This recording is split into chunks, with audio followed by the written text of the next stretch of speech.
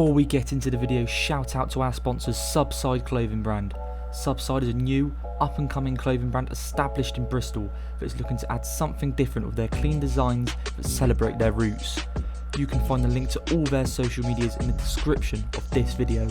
From the Terrace Podcast and Subside clothing brand, it's a match made in heaven.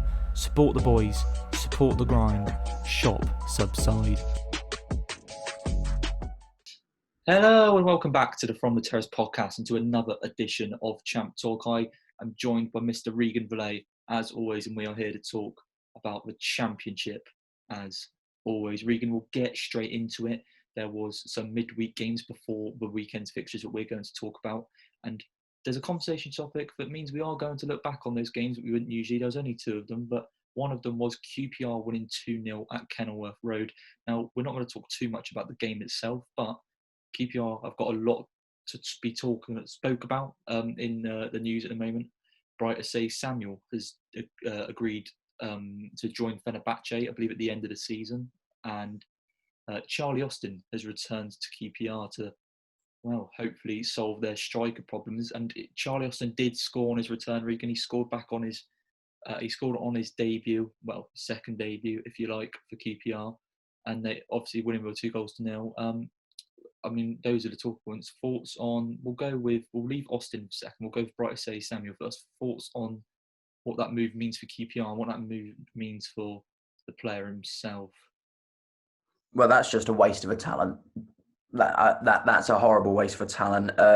I thought he would, maybe not this season, maybe a couple of seasons, could move to a lower Premier League team or just a better Championship team because he's got that quality. And that's just...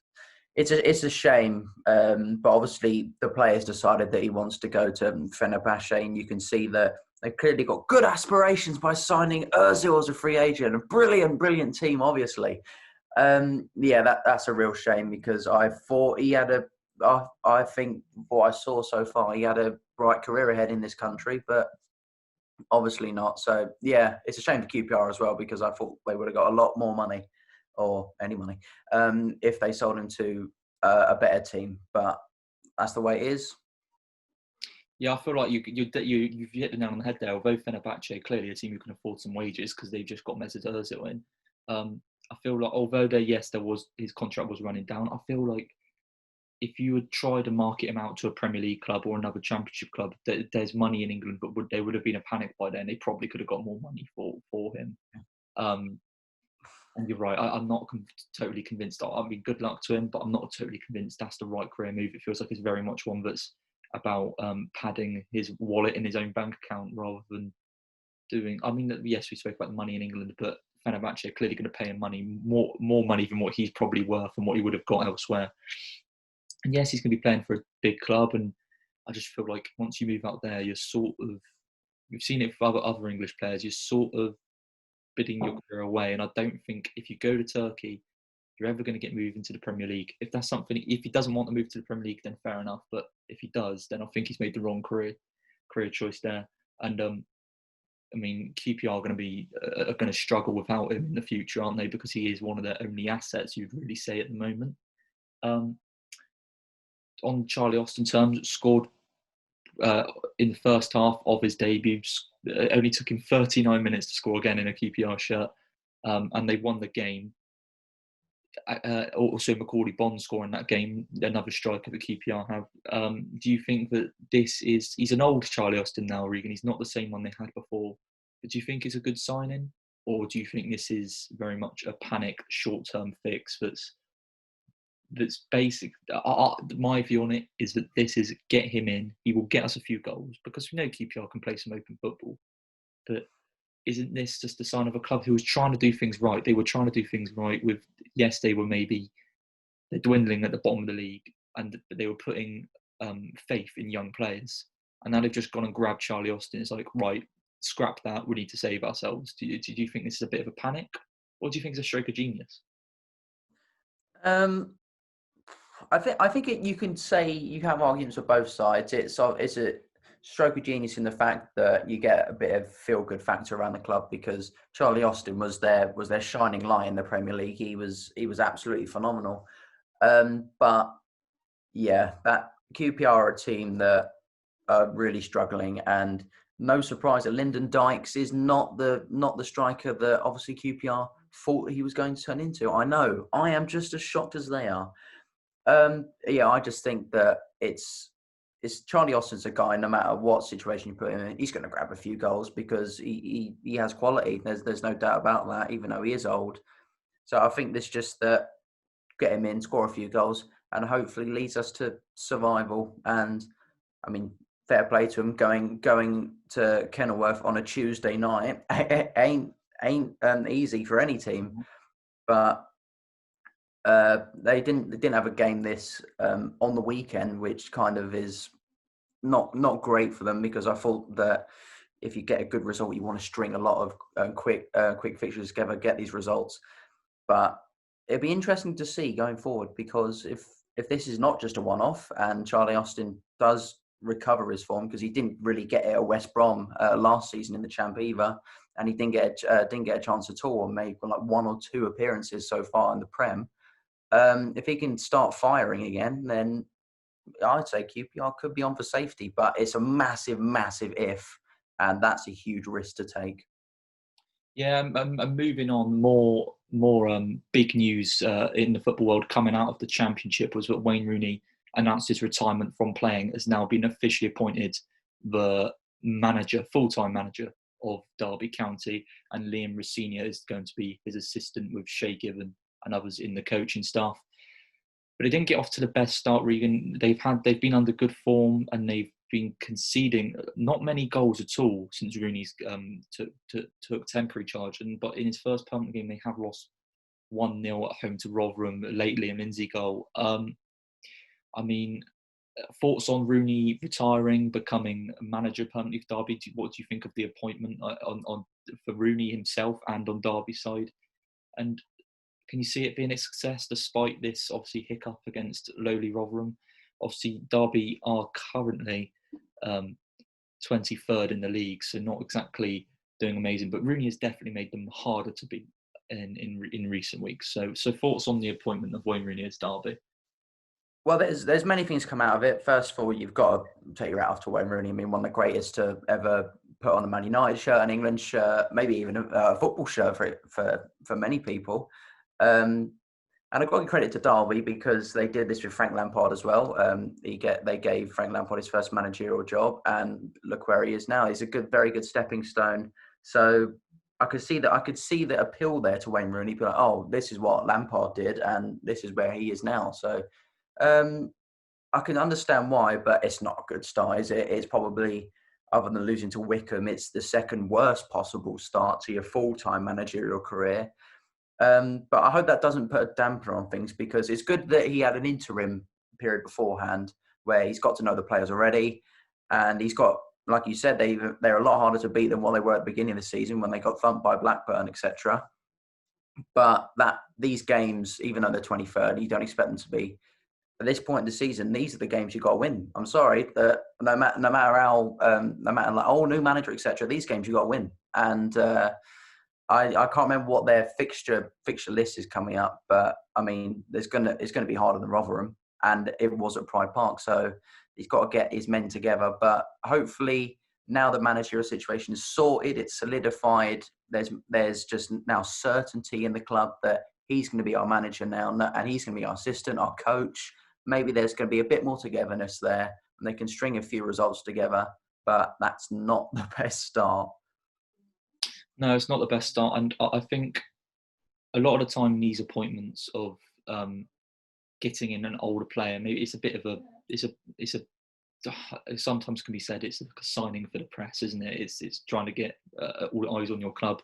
But Derby seem to be a club that actually works well with Frank Lampard previously, got Rooney now, and they've had other names before. I think it is a good appointment. I think it's a brilliant first club for Wayne Rooney as well. But you're right, he has got to get them out of what is a pretty bad situation. There's 3 teams on 19 points down the bottom there.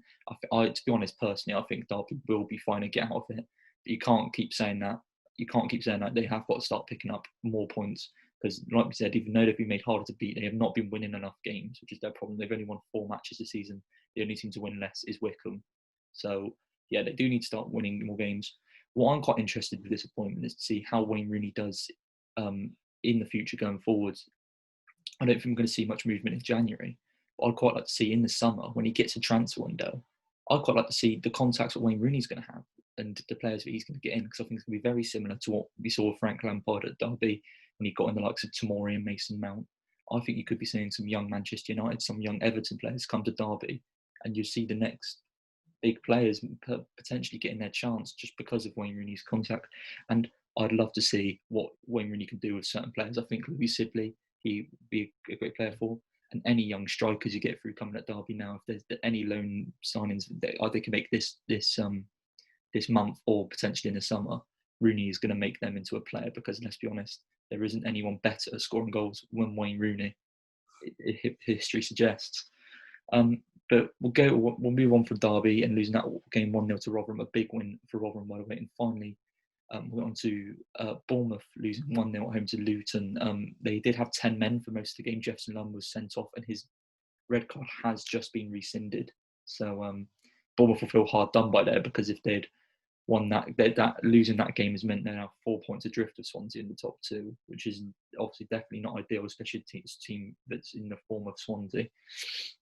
But to help bolster midfield, Regan, Bournemouth have just announced the signing of Jack Wilshere.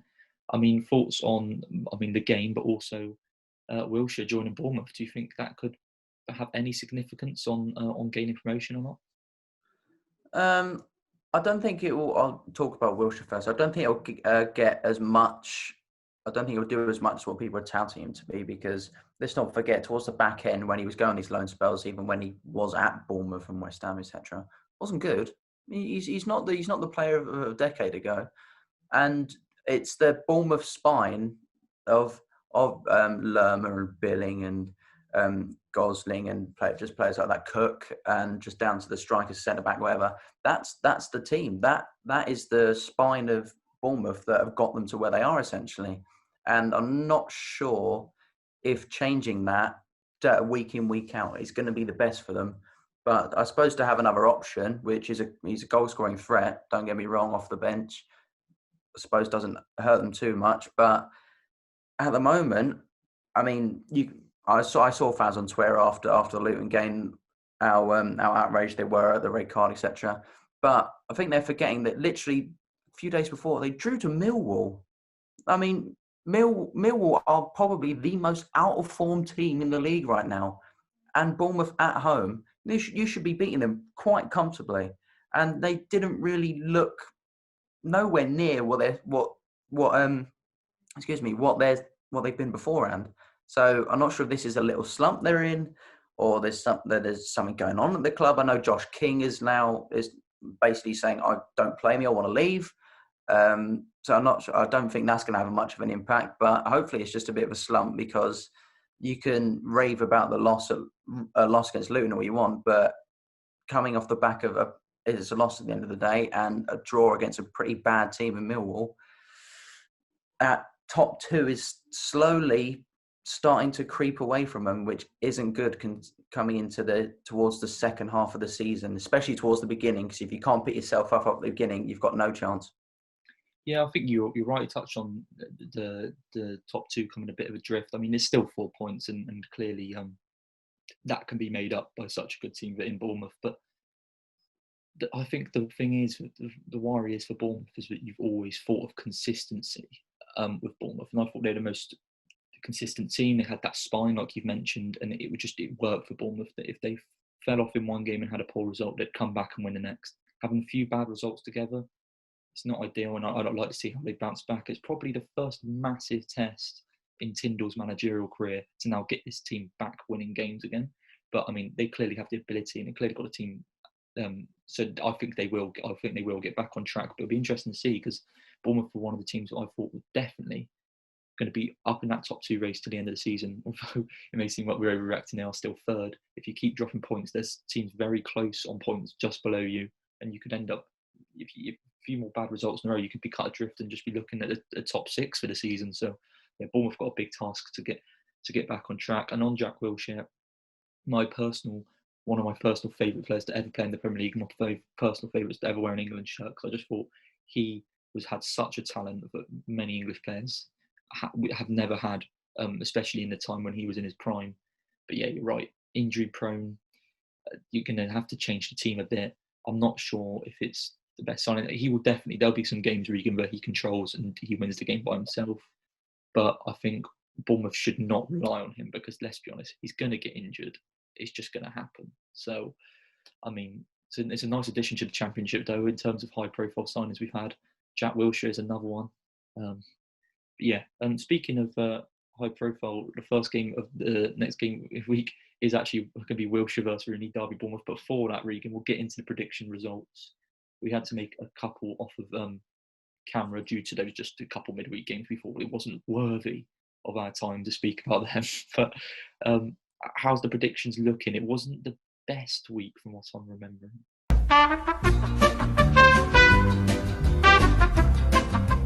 So after the little clown music that I always chuckle at, yeah, we've had about 2 or 3 postponements this week, but including the 2 midweek ones, we pretty much had a full fixture list, and that's the most we've had 3, 4, maybe even 5 weeks or so because of tests positive or whatever. And this is the worst we've done, I think, since about the 3rd or 4th week. You only got 2 right, which was Norwich and Nottingham Forest. And I only got Nottingham Forest, Norwich, and Watford. Pretty drab, isn't it? Yeah, so I can understand why you listen to us and you watch us, because it's obviously a comedy show. Because why else? Because you're definitely not listening to us for good opinions, because we clearly don't have any. So, I mean, at the end of the day, good opinions, go to Not the Top 20 podcast because they actually know what we're on about. Whereas we seem to try and think we know what we're on about, but clearly not.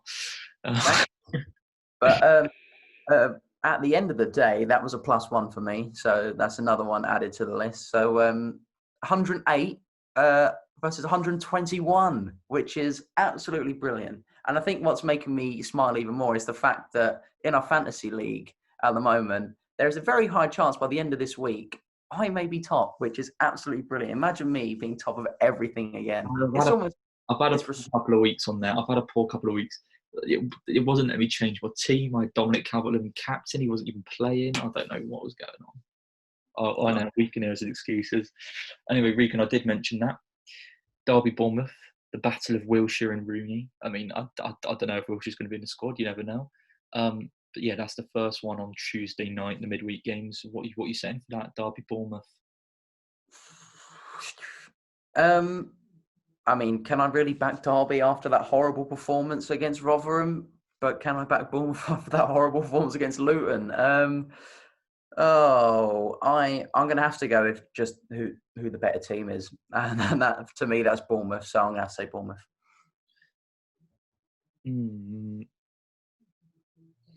I'm gonna go draw on this one. I'm gonna go draw because, like we've mentioned, although clearly not a great result against Rotherham on the weekend, Rooney's definitely made Derby harder to beat, and with Bournemouth's little stalling form, I could see this being a low-scoring draw, just like many of the Derby's games have been since Rooney took charge. I'm going to go for a draw in this one, take a little risk. But yeah, I don't know, Bournemouth lacking the last couple of games, lacking that cutting edge, and Derby are very sound at the back.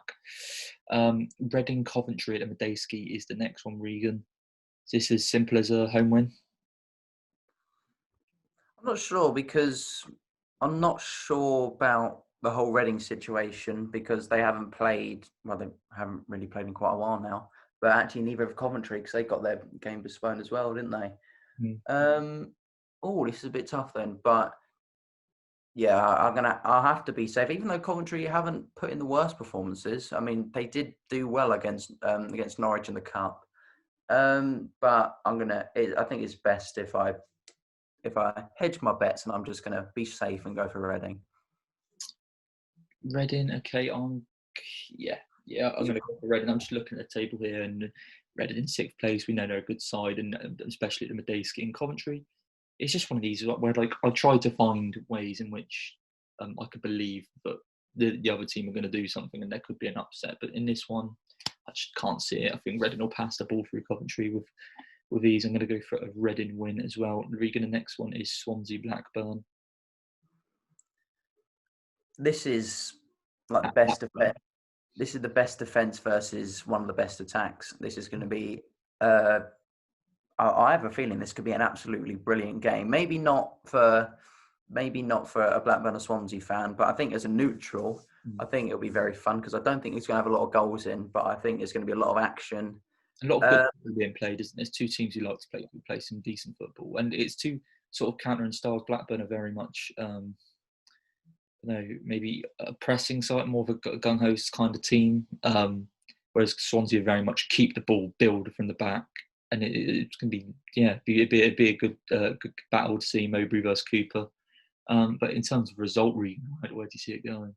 I mean, I can't look past the fact that Swansea have only conceded 1 in about 8 or 9 games, which is astounding. So I'm going to have to continue to back Swansea because the form they're on is absolutely brilliant.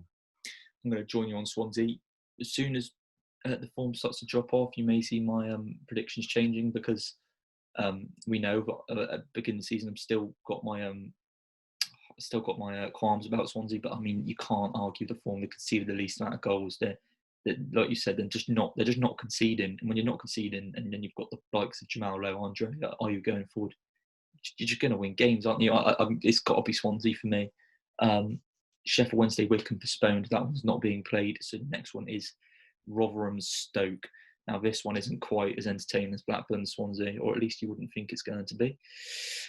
Rotherham have just come off the back of a win though, Regan, or is this just one of those Rotherham win one game and then they lose the next 6? I mean, I suppose if there's ever a time to come up against Stoke, it will be around now when they got absolutely hammered by Leicester. And then, actually, to be fair, that draw against Blackburn wasn't half bad. I was quite surprised by that. But if you're without your certain player, I don't think they're gonna. I'm not gonna say it, but you know what I'm talking about.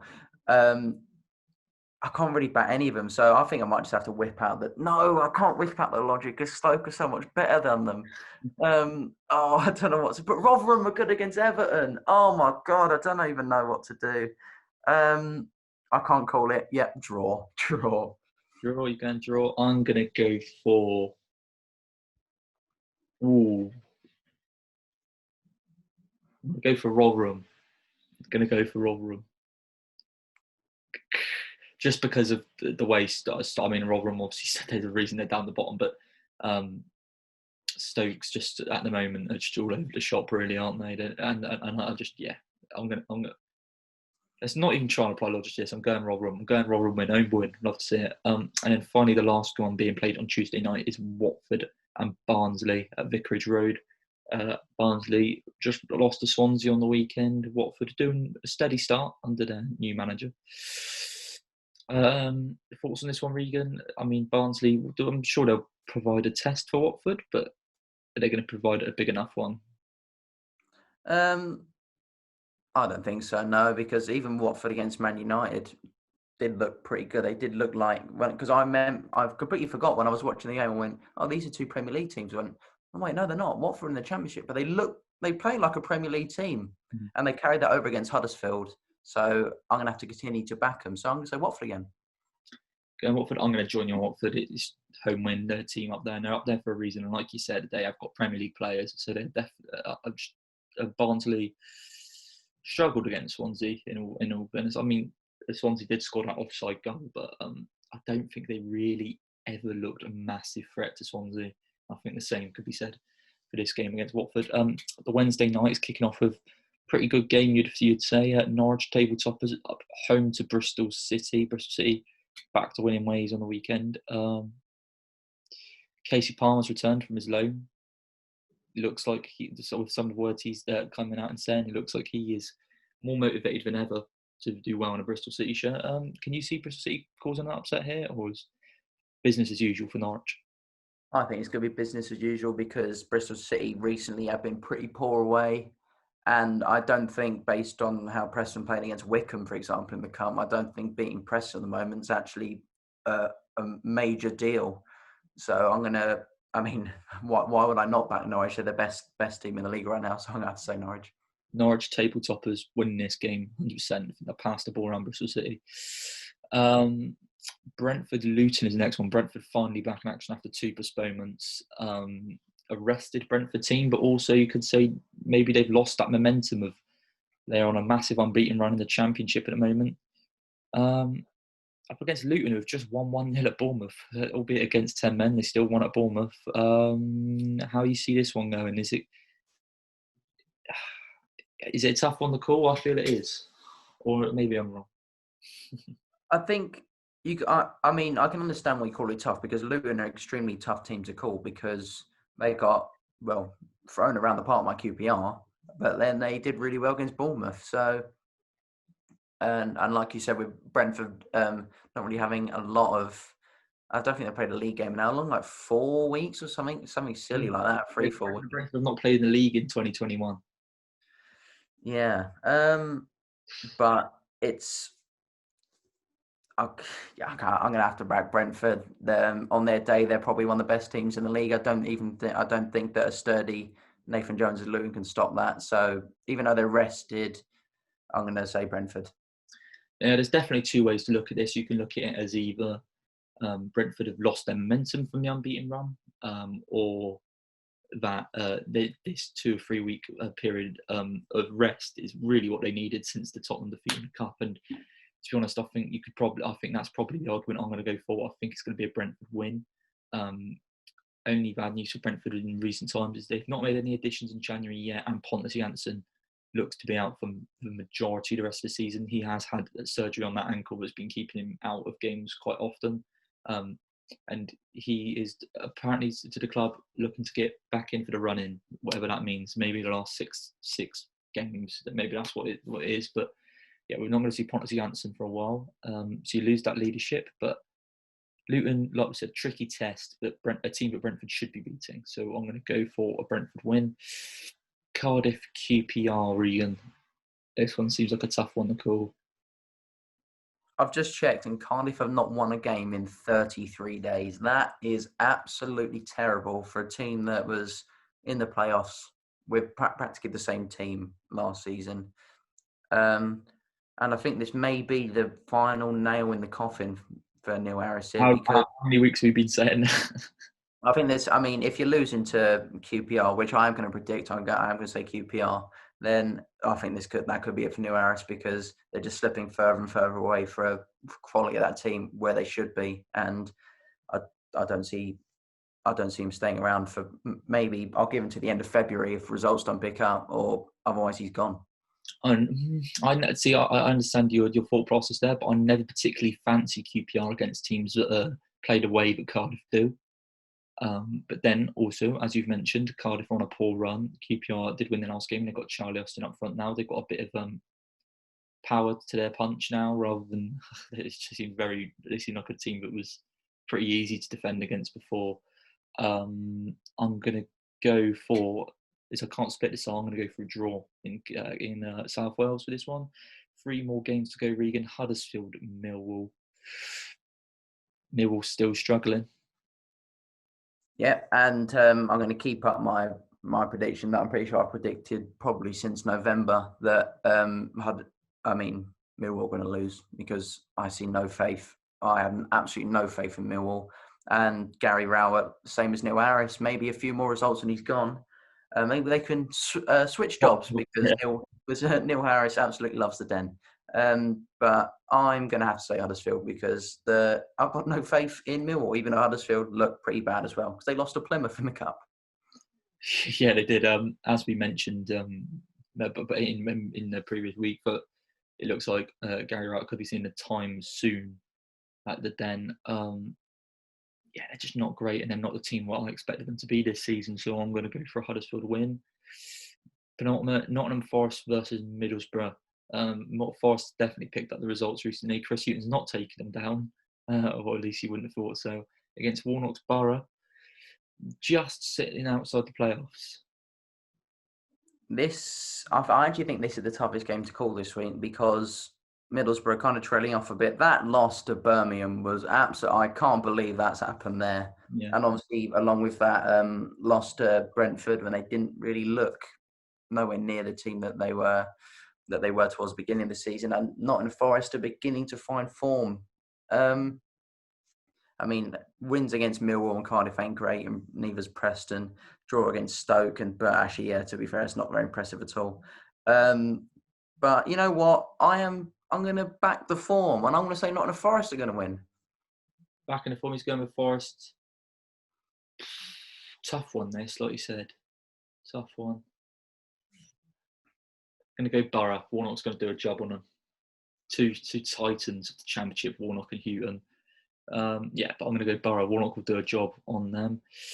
Final game, Birmingham Preston. Bit of a nothing, bit of a dead rubber, this one, it seems. Birmingham off the back of a win now, and Preston off the back of a loss. Is Karanka going to 1-0 it again, Regan? Yeah, he is. I'm actually going to support him for the first time because Preston, I mean, I can't get that Wickham loss out of my head. I watched all the goals, and that defending for all 4 goals, absolutely atrocious.